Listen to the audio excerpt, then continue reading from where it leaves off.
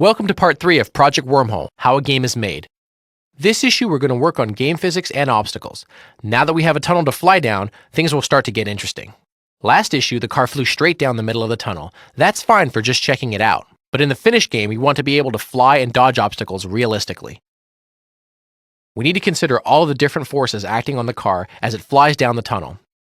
There is the force of gravity pulling it down, the force of jets on its bottom keeping it off the ground, drag forces from the air in the tunnel, and forces from jets used by the player to control the car. We add all of these forces up to figure out how the car is moving.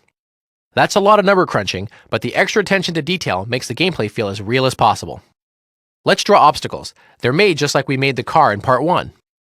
We've already done most of the work for this. The tricky part is knowing when we've run into something.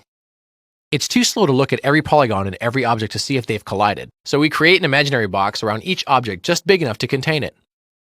These are called bounding boxes. We can use them to quickly see if two objects have run into each other. Now that the obstacles are floating in front of us, it's time to blow them apart. We'll make a basic weapon as a placeholder. A laser cannon that shoots bolts of energy in a straight line. More weapons will be added later. In the next section, try out some of the things we just built. Then check out the preview of Wormhole Part 4.